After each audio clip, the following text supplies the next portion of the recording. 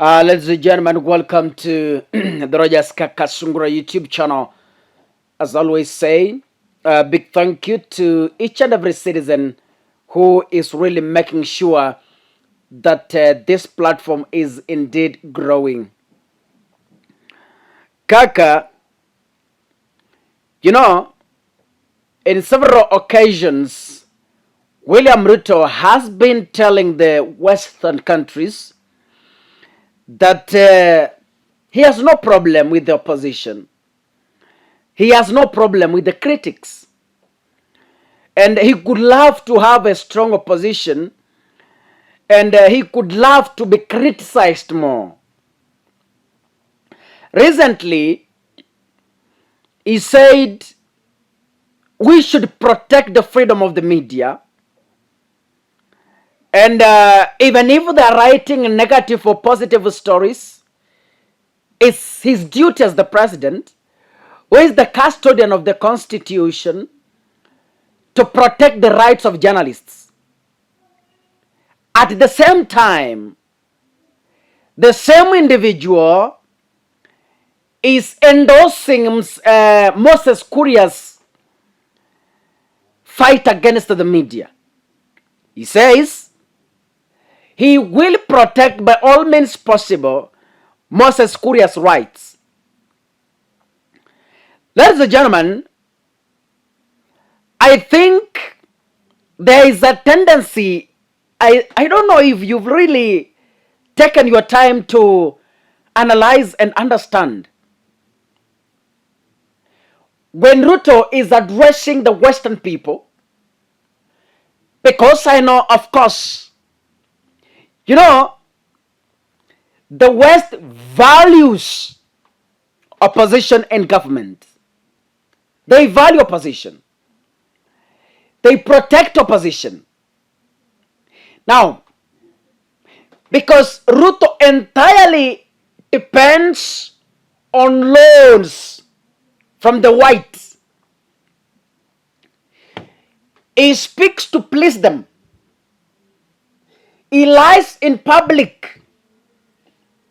While he's telling the Wazungu he has no problem with critics,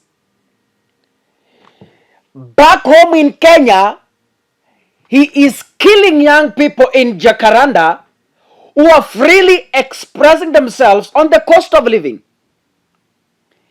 He sends police each and every day to harass journalists, to beat up young people who are speaking their mind. But when he goes to Wazungus, he tells them, I have no problem with critics. They can't criticize me, and that's what I love most as William Ruto. He goes to Wazungu and tells them, I have no problem with the picketing, because that is envisaged in the Constitution. I have no problem with people picketing and demonstrating. That is their right. That's what he tells the Wazungu. But when he comes back in Kenya, he wants to kill those protesting. He wants to harm those protecting. He wants to jail those protesting, not protecting. Right now, a number of people are rotting in cells because they were arrested during the demonstrations. Now, ladies and gentlemen, those are just a few examples. Now, my dictionary defines who a conman is.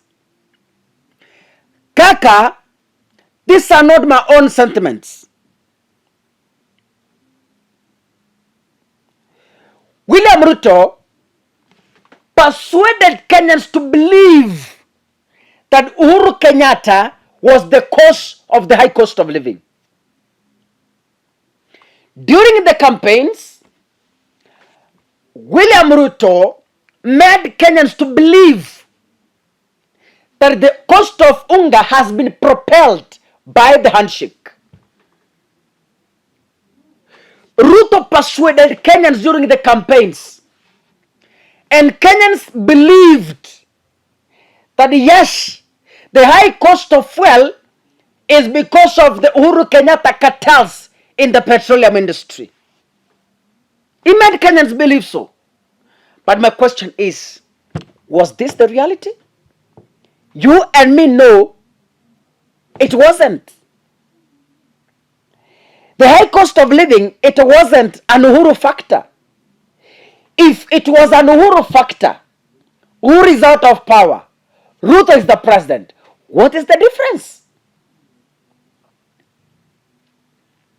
Ruto said, if at all the high cost of unga was because of the handshake, right now we have no handshake.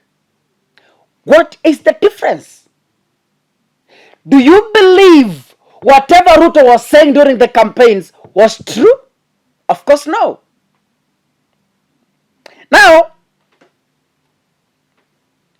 I remember him telling Kenyans that the cost of salt historically has gone up because Raila has failed to advise Uhuru Kenyatta on the cost of living. Now Ruto is the president. Why are we having increase in product prices? Why? Now, my dictionary, and this is not an abuse, it's a dictionary definition, ladies and gentlemen. Don't say this is an abuse. No. I respect the executive. I respect government. And the Bible tells me to submit and respect those in authority. But that does not deny us.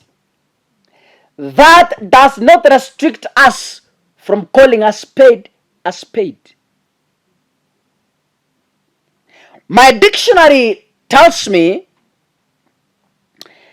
that a conman is a noun. I mean, the word con man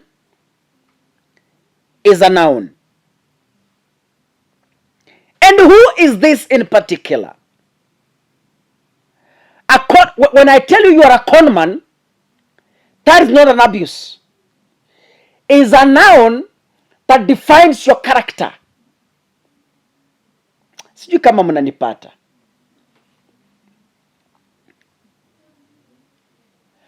Conman or conwoman is not an abuse. It's a term used to define one's character. Now, in this case, conman, according to my Oxford Dictionary, says a man who cheats. So if you have ever cheated on anyone, you are a conman. So if someone has ever called you and you cheated on that person, you have no difference. You are a conman. So a conman is not an abuse. No. Or, conman is a man who cheats or tricks someone by gaining their trust and persuading them to believe something that is not true. Now, I want to ask you a few questions. Did William Ruto cheat on you, Kenyans?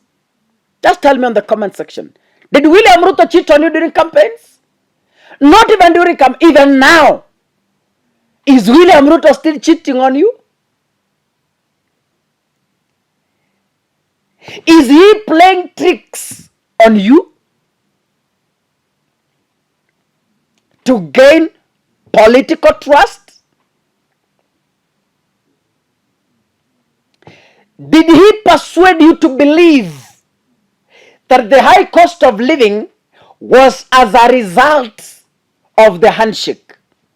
Did he persuade you? Yes, of course he did. Did he persuade you to believe that the high cost of fuel is because of cartels in petroleum industry? Did he persuade you to believe so? Yes, of course he did. Did Ruto persuade you to believe that Raila Odinga has failed to advise Uhuru Kenyatta on the cost of unga? Did he persuade you? Yes, he did. Let me read before I conclude.